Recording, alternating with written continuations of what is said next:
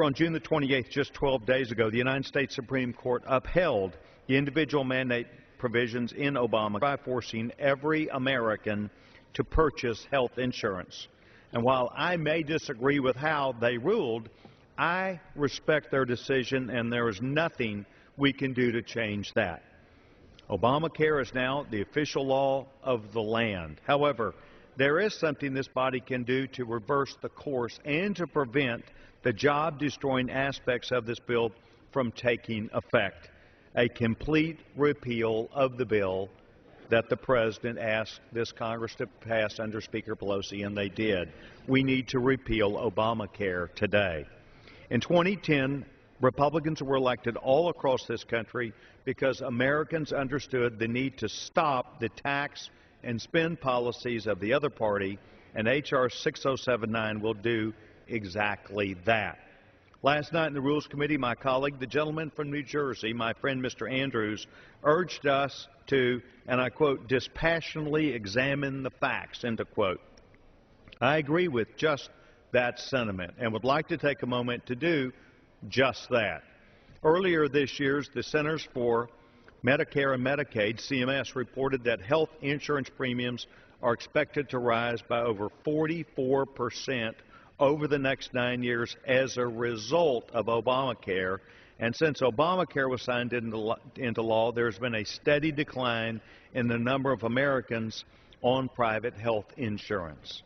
A report from the McKinsey Group found that more than 50% of employers had a high awareness of the law, and they said that they would stop offering health insurance, confirming what Republicans have been saying for 3 years, and that is that Obamacare is designed to force employers to drop coverage in an attempt to get Americans to enter the new health care exchanges.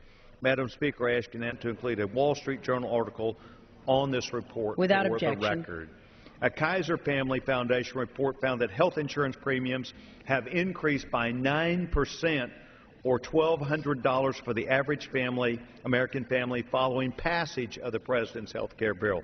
Madam Speaker, I ask unanimous consent to place that report in the record. Without objection. According to a 2010 Medicare trustees report, as a direct result of Obamacare, more than 90% of seniors will lose the retiree prescription drug coverage they have and will see nearly double-digit premium increases. Madam Speaker, I ask unanimous consent to include that article into the without record. objection.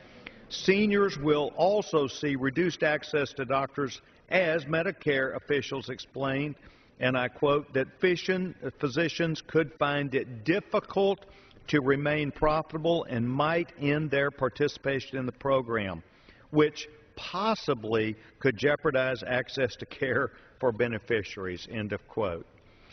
According to the President's own budget, the cost of Obamacare subsidies have jumped $111 billion in just 1 year.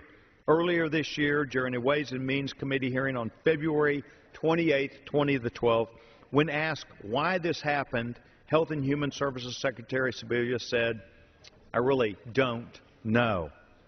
And finally, earlier this year, the nonpartisan Congressional Budget Office adjusted their long-term outlook of the impact of Obamacare on our national debt. The revised figures show Obamacare will cost taxpayers $1.8 trillion, twice as much as the President promised in 2010 when the bill was passed. These are just a few of the facts I believe should be considered dispassionately as we debate whether to repeal Obamacare. If you think that the facts I just listed are what the country needs, vote to keep it. However, if you, like me, find these facts unacceptable for our future, then I urge you to join me in repealing Obamacare so that we can focus on patient-centered health care solutions which do not increase dramatically insurance premiums, do not restrict access to physicians, and do not mount unsustainable debt to our children and grandchildren, as well as harming employers who wish to employ more Americans.